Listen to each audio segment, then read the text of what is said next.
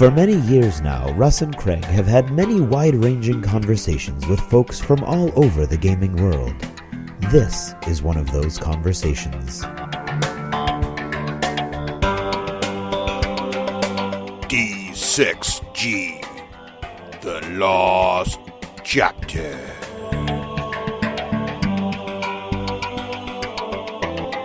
So, Craig, have you tried the cronut with the blueberry stuff in it? Now, I'm not a big fan of artificial blueberry. I like blueberries, so even artificial I like blueberries. blueberry. I don't like artificial blueberry. You smack some, Smuckers in there or something. I think it'd be good, even though that's grapes. But, you get the idea.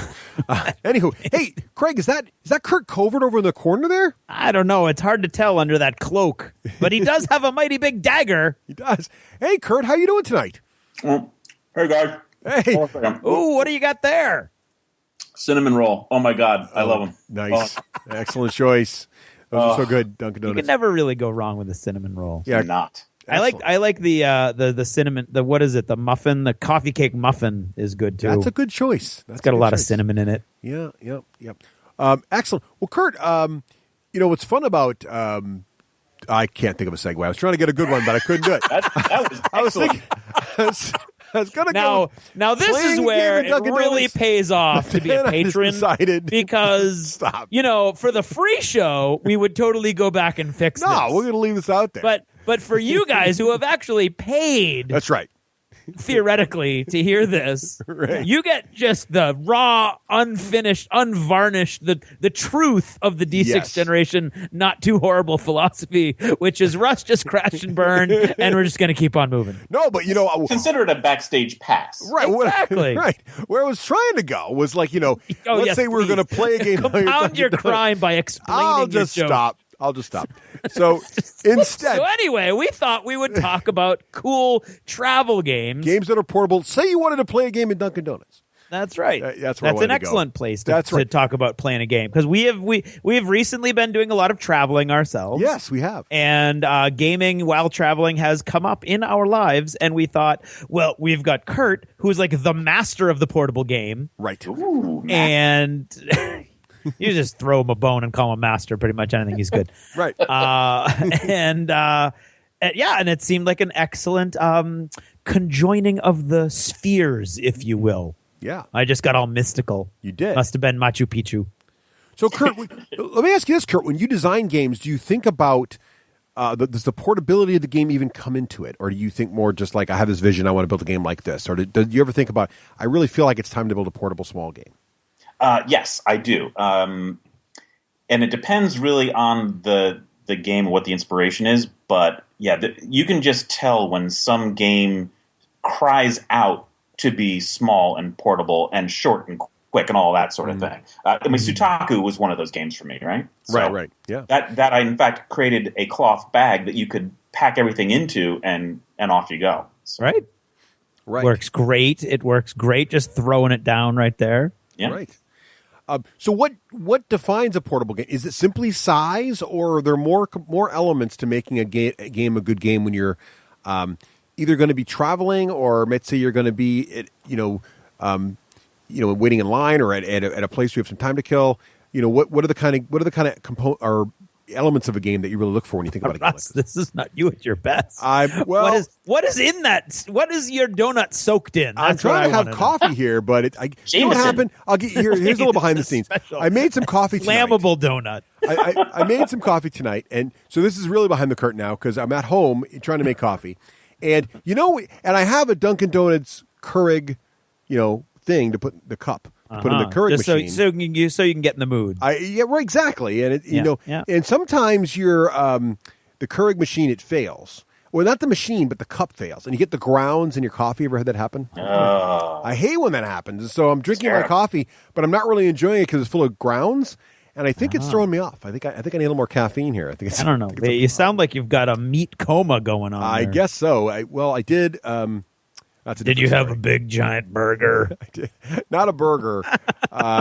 I did have some lamb. I had to travel for business, and I'm totally off topic now. I feel like you are. I had it's just a mess. A mess. Rocky Mountain lamb. I didn't even know that was a thing, but it was delicious. Rocky Mountain lamb. Yeah. The only Rocky Mountain thing I've ever heard of is Rocky Mountain oysters. I think somebody may be lying to you. How do you get an oyster on a mountain? Oh, you don't even want to know. All right. I believe in lambs on a mountain before I believe in oysters on a mountain. I'm just throwing that out there. Wow. Do you really honestly not know what a Rocky Mountain oyster is? Curt, can you save us here? Nope. Google it. Google it. That's all I'm going to say. Fine. Okay, so moving on. Moving on. I was trying to get him to say it, Curt, but he wasn't buying. All right, so okay. Anywho, travel games. Yes, what makes a good travel game? I mean, from a wow, that was just a Hail Mary. That was Russ just giving up. He was intentional grounding of the topic. Tweet. This whole episode, it's like the lost chapters behind the scenes. I don't know what's happening here tonight. No, I mean, like, what are the elements? What makes a good portable game? I mean, is it lots just the of fact small of size? pieces, Is that a it? very large box. Why does the large box help? I'm kidding. Facetious. Wow. I meant, thank you. well, Curt, let me give some examples. So I think it is the small boxes part. Does speed of play matter? I think it can. Yeah. Absolutely. Yeah. Because usually, if you're thinking about portable or travel games, it assumes you're going to be in sometimes a public place. Yeah. So you don't want to be involved in like an hour and a half game when you're sitting at Dunkin' Donuts. Right. So yeah, like a short game you can pop out. It doesn't take up too much space on the table. Mm-hmm. Often is really important. Yep. And it doesn't have a lot of really hefty meaty rules. You can just kind of get into it very quickly, and it plays quickly. Yeah. Yeah, this happened to me on our last trip. So we were on this trip, and we've been playing a lot of Risk Legacy at home. Are you familiar with Risk Legacy, Curt? I am, yeah. Yeah, so we're having a blast with them, playing a lot, and me and the family. So the whole family's going on the trip, and we're thinking, wouldn't it be cool to play Risk Legacy on the trip? Because then the winner could name, the continent or the city or whatever they made at the end after wherever we are. So we'd remember whenever we brought the game out again. Oh, this is the time we played it on the on the ship or at that crazy island because it's named after it. So we thought this was a brilliant idea, but the length of play became the problem. The complexity wasn't a problem because we all knew the game cold. We played 5-6 times now. But the problem was that we never had a time window that was 2 hours, right? It was either, you had a window that was an hour, maybe an hour and a half, but you can't really fit. Risk Legacy generally runs 2 hours and you don't want to cut it short. So what do you do? And you're going to set it up someplace that's not, it's not your kitchen table. You can't leave it up if you run out of time. So you got to collapse it down. So I think you're right. I think and then of course you also have setup time, which adds to it also. So I do think that length of play really does factor into this. I mean, we really wanted to play it and we just couldn't make the time work for us. Yeah. Right. Yeah. And number of bits and space that it takes, that's also pretty important. It is. That was another thing. We're trying to find a spot on the cruise ship. We're like, well, there's only 2 places in the whole ship that have big enough table for this, and if they were occupied, there was another problem. So yeah, that's definitely part of it. Right. But at the same time, it depends on where you're going and what you're doing. Like you can not want to carry a giant game, but you are going to have plenty of time and plenty of space. That's true. Yeah, sure. Yep, that's true. So I have gone on trips where I knew like I was going to have a big layover or I was going to have a lot of kids near me, that would be willing to play games. And I brought a little more elaborate game that maybe that I wouldn't have brought if I was just it like these filler games, right? That we talk about normally. Now we're talking like you're traveling and you've got like a half hour in the airport or something like that. That's going to be a totally different game than you've got the coffee table in your stateroom. I don't know why you want to stay in your stateroom to play a game. Maybe you're a Wakeland. I don't know. Right. But you've got different things that you might want to accomplish with these games. So speed, maybe not necessarily something that's always going to enter into it. But I think in the spirit of what we've been thinking about, it's definitely we're looking at fun, fast games that are easy to transport. Yeah, exactly. Well, that's an interesting point, Craig, because the other thing when I think about games that I take when I travel somewhere, there's another whole category of that game, which I'll call appointment games. Ooh, what's that? Mm-hmm. So an appointment game is, you're usually traveling to go and see someone or be with a group of people. And there are some games, when you've got a group of friends that you're like, when we get together, we have to play game. Oh, yeah, right. So there, I don't care how much space it takes in the luggage. We're going to play this game. Right? We're playing that game. I'm bringing it. So that's a good point. That's a good point. Great. So why don't we dive into some recent examples of games that that are our go-to games for when we're traveling and that we always throw in our backpack / suitcase / whatever. What are some good examples? Red 7. Oh, Red 7's a great example. Why do you like Red 7 for traveling, Curt? Well, first of all, I mean, it's a tiny little deck of cards, but the fun of that game, and it's really approachable. And it could be good for family members, good for gamers. There's a lot of kind of thinky strategy to it when you get really into it. But in the end, the concepts are so simple that anyone can play it, and it's just I think it's just a great fun game for like a small group, but a lot of fun. Yeah, I like that too. That's a good one. Now, what is that game? Okay. So Red 7, it's a card game where you're trying to get rid of your hand, basically. Oh no, I'm actually, I take that back. What you're trying to do is every time you play a card, by the end of the time that you played it, you have to be winning the game based on the current rules of the table. So it starts with who has the highest card. So there are lots of different parameters. It's like first of all, they're numbered from 1 to 7, and 7 is obviously the highest. And then there are like 7 different colors, and red is the highest in the order. And you got a little cheat card so you can see all that. So of course, Red 7 being the highest card in the game. So it starts with that. And if you play the Red 7, well, no one can beat you. So if that was the only rule at the table, you would not be able to win the game when it came to playing your card. However, each of the cards also has something that will change the rules. So it might be a rule that says, well, I have the most different colors. So you change the rule, you add another card to your little palette, and now you've got 2 colors, and the guy who just played just the one Red 7, he's no longer winning, you are. Oh, cool. And it keeps on changing, and you have to kind of plan what rules you're going to change and what cards you're going to play as a result, and it gets all willy-nilly and fun. I just think it's great. Sounds cool. Yeah. Very cool. Craig, what's one of your examples? Well, I've been when I travel, I usually try to just bring quick games, like we were saying. I have in the past brought Cutthroat Caverns. Oh, yay! I usually we don't go through a whole game. We'll just limit the number of monsters in the stack, and that kind of really allows you to kind of control the length of the game. Going back to when we were talking about how long you want to play. Yeah. I've done some strange things. I brought Wings of War once. Long-time listeners will remember Wings of War on the floor of a Paris train station. That did happen. That was a thing. Yeah, I brought that to a cabin in Maine. Yeah, it's great for a cabin in Maine. It is, yeah.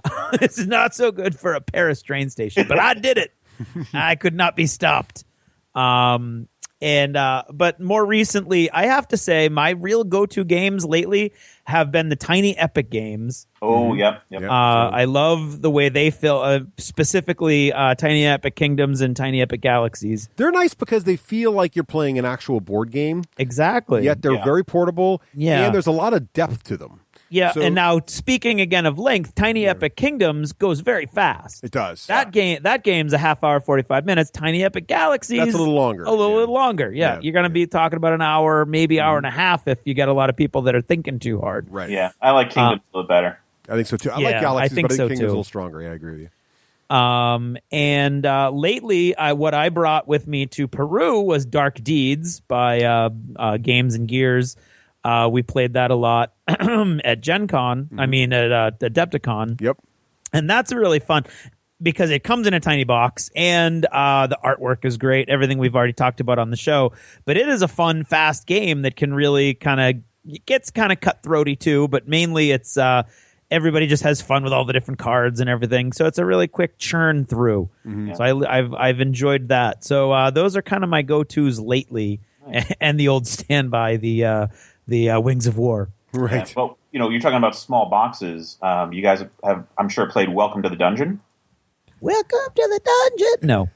No. I'm intrigued by the name. I now have to try. I have not either, Curt. Tell us about it. Well, heck. All right. I feel like I'm missing out. Talk to us about Welcome to the Dungeon. This is a must-have. This is it's an ILO game, I think.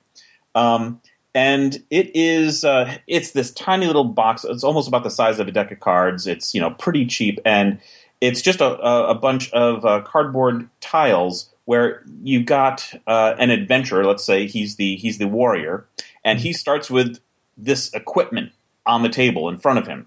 And let's say it's a shield that gives him a +3 life point, and a chainmail, and he's got X life points for that. He's got a vorpal sword that kills this type of creature. He's got all these kind of different pieces of equipment.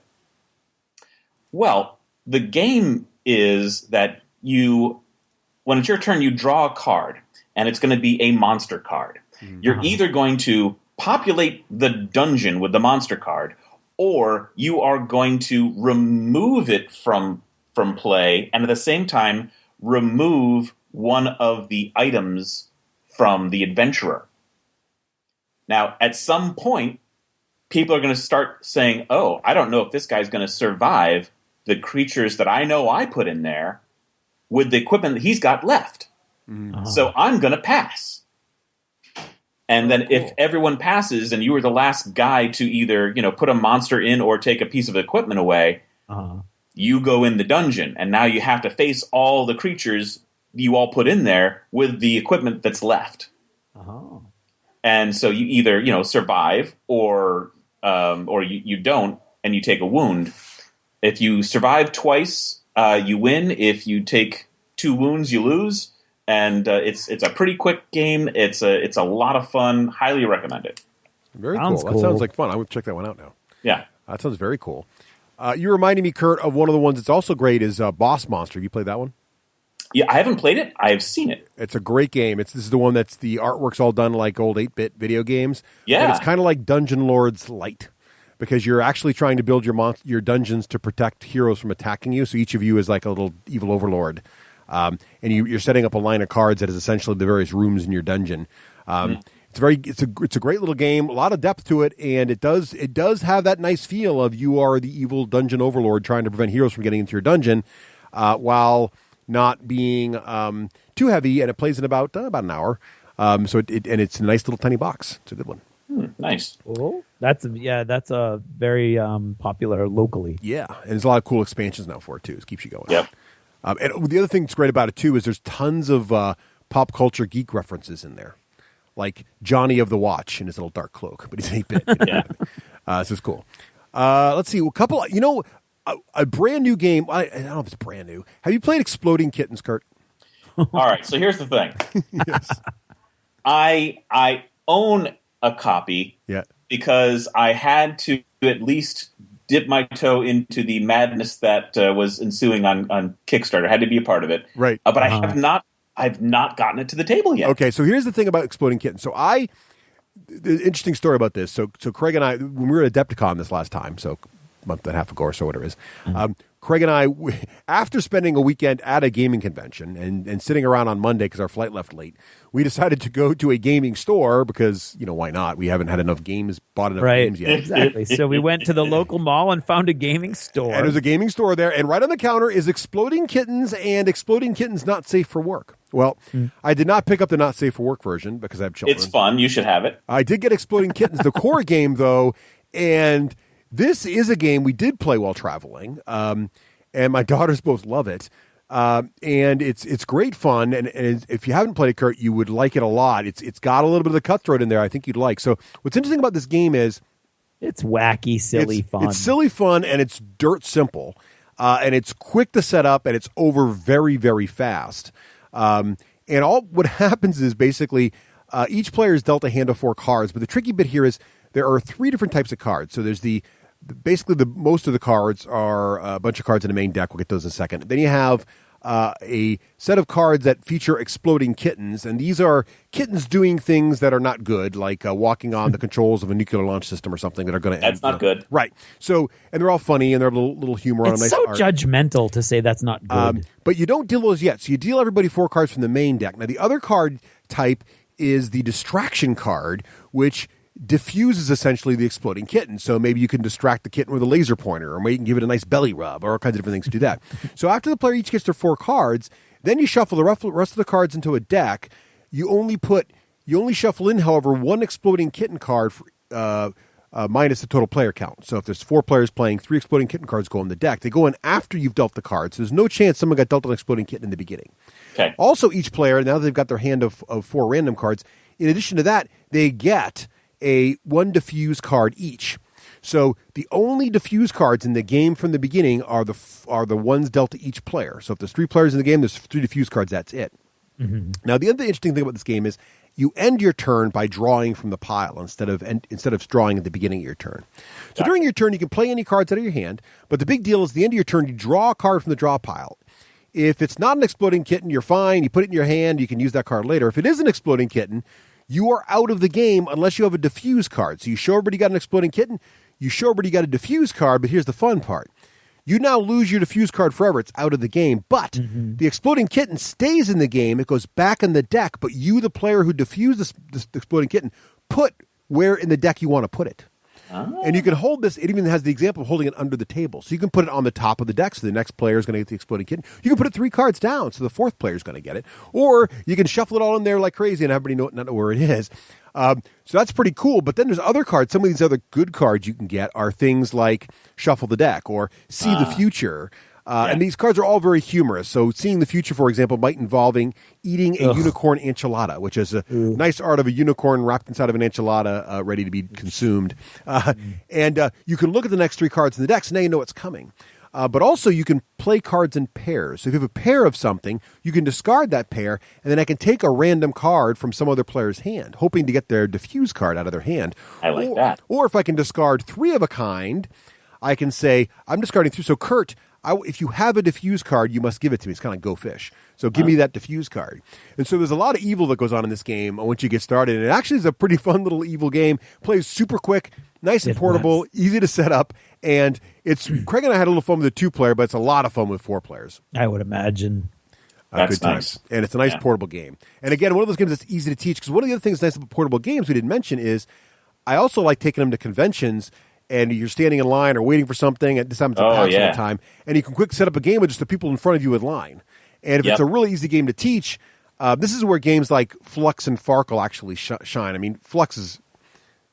It's not a particularly meaty game. I'm trying to be polite about it, but it's fun. Flux can be a lot of fun if the theme is fun and you're just basically killing time, not worrying about some kind of in-depth strategy game, and then Flux can be a lot of fun. So it can be fun in that situation. Yeah, I mean, Love Letters like that too. Right? Yeah, right, exactly. But the other kind of travel game that I like to pack is also like a bigger group party style game where we can be having adult beverages and so like things like The Resistance or the new one I've got coming out like Dead Last. Yes, or Werewolf. Yes, those are all great. Oh, Resistance is great. Yeah, those are all great. Resistance is actually a great game. In fact, I think I like Resistance more than Werewolf, Craig. I do. I do. But it doesn't handle as large. Heartbeat. What's that? Yeah. In a fast heartbeat, I'll take that any day. Oh, yeah. Resistance is a better game. The only problem, it can't handle as many players, right? So if you have a mob, Werewolf's a little better. But, I like Resistance a lot, especially with the expansion. It's really, really cool. With the teams. I love the teams. Good stuff. Let's see what else. Craig, any other one other thing I will say is one thing we've done lately is we've been actually using, I don't know if this counts, but I'm going to throw this out here. We've been doing digital adaptations of our favorite board games and bring them with us. So the advantage that counts. I would normally have said no, but now I think it does count. Yeah, because Craig and I were on the plane to Adepticon. We're playing Battlelore, the miniature board game on the plane, and it feels like you're playing Battlelore. I mean, it's not as cool as sitting at the table with all the cool models, but while you're stuck on a plane, you're playing Battlelore. And the great thing about the digital games is you can now pack. We mentioned that one of the big problems with anything in a big box is A, you got a big box. B, it takes a long time to set up. C, you got to find a nice big table. But you can play games like Lords of Waterdeep, Alien Frontiers, Space Hulk. Dude, you can play Space Hulk. Right, on a plane. It's awesome. So that is really, and I still feel like, do you think that still feels like playing a board game? Yes. Yeah, I totally do. And I do find myself not enjoying some of these games have solo modes. I don't like them in solo mode. Oh, no, I'll fight you on that one. Oh, you do like him in solo mode. Fight, all right, fight. So I like the pass and play. So I'm really enjoying. Like Suro is out on the, and it's a great implementation, by the way, of Suro on iOS. And I love playing that with the girls or my wife. Even while we're waiting, that's a great one while you're waiting for, at a restaurant. It's like a 15, 20-minute, 30-minute wait or something. Yep. Suro is a great game for that. It's pass and play. There's like virtually no analysis paralysis. You just passing your phone around, and you get really into it. And it does cool things, too. Like, there's some of the digital implementations actually do some things you can't do in the board game. So, for example, those of you who remember Suro, you'll know that you lay down tiles and you move your little stone following the path, and it's kind of like Tron light cycles. You're trying to be the last guy standing, not hitting another a wall. Yeah. And what's neat about the digital version is it shows you your colored path as you play, and it tells you who's got the longest path, who's got the most loops in their path, all kinds of little fun. So you can all of a sudden have these little mini games for Suro, like I'm going to get a longer path than you, I'm going to make another loop on you here, and that kind of thing. So it's a neat little version of it. That's cool. Well, I tell you what, though, I think pass and play is cool. But I think solo play for a lot of these games, one, is plenty rewarding, and I can take it out and play when I don't have someone sitting next to me. So I'm on the plane traveling around, and I can pull out Star Realms or Ticket to Ride or Lords of Waterdeep. I have a great time playing those games. Mm-hmm. Star Realms is probably the game I played the most digitally, just because it takes 10 minutes, and any kind of downtime, you play it on hard mode, it's still pretty cool. I lose, maybe 30% of the time. It's still, it's still kind of a challenge. Yeah, that's true. That's true. I shouldn't poo-poo it, Curt. You're right. Yeah, you're so poo-pooing. Another favorite of my family is Ticket to Ride. That's a great. Oh my God, my mom and my sister, they are addicted to that game. Yeah, it's awesome. Yep. And what I'll say too is when the app games first started coming out, there was a whole conversation about, is this the end of board gaming? And how many times have we heard, the end of board gaming is coming? Right. Mm-hmm. But here I thought, well, this really could be, because you can do extra things that you can't normally do, and you can have adventure modes and all kinds of different things. But what I found is, if you really like a game, Space Hulk or Lords of Waterdeep, well, you don't always have a table full of people. So people are buying the digital and the conventional versions of games they love. Exactly. And it was funny because after Craig and I played Battlelore, the 3 or how many times we played on the plane, we did say to each other, man, we got to get this game out. We got to get it back to the table. It's fun. Yeah. So it does. I think it inspires you to play. I've had the same experience with Lords of Waterdeep. I play it with the girls on the plane. Or Alien Frontiers, and like, Dad, we got to play this when we get back home. They're the same way. It gets you pumped about the title. It doesn't make you feel like, oh, I've seen it now on that iPad. I don't want to play the board version. Yeah, absolutely. I love it. Well, wait, great. Craig, you got any other examples in there? No, I'm fresh out. Oh, that's fine. I can't think of a thing. All right, well, guys, thank you so much, Curt. It's great to catch up with you here at Dunkin' Donuts. Really appreciate it. You know what we should do, Curt? It's been a while. You should come on the main show. You should. Hey, guys, I don't know how long it's been, but it's been a while. I would love to come. Let's do that. Cool. We'll close up here, and I will not attempt another segue because that's just not working for me tonight. No. Are you guys going to pick up my cinnamon roll? I'll pick that up for you. Yeah, because it's been a while, Curt. The patrons will not only will I buy your cinnamon roll, Curt, but I will offer you a cup of coffee to go. What do you want? Have you tried the door hit you on the way out? Yeah. We're leaving, Craig. Come on, work with me here. Have you tried their new ice cream flavored coffees? No, I'm a tea guy. So tea. Okay. Yeah. How prim and proper. I like their iced tea. Finger out, gentlemen. Finger out. No, see. Okay. All right. Here we go. I tried this with my. Okay. So I'm at. I just want to throw this out there. So I'm on vacation with my wife and daughters, and I'm showing them the proper way with the finger, and they're all telling me I'm wrong. You don't extend the pinky. It is known. It is known. It is known. It is known, Khaleesi. It is known. Well, wait a second. Are you holding a mug or are you holding a teacup? I'm just saying I believe Downton Abbey may have been thrown out there as the proper way to drink tea, and no pinkies are raised. All right, fair enough. Okay, who am I to argue with Downton Abbey? As was Mary Poppins and several other scenes that feature tea drinking. And pinkies are not raised in these scenes. I can't argue with this. I was put in my place. So I did not. There you go. There you have it. So I think that might be an urban legend. Okay then. Anyway, okay. Well, now we gotta go because we gotta get out. The guy's giving us the evil eye here. So Curt, I will pick up your cinnamon roll and I'll buy you a cup of tea. All right, thank you. All right, large iced with lemon, or what do you like? Ooh, lovely. All right, there you go. Great, excellent. All right, Curt, we'll see you in the main show in about a week. All right, later on. Bye, guys. Bye.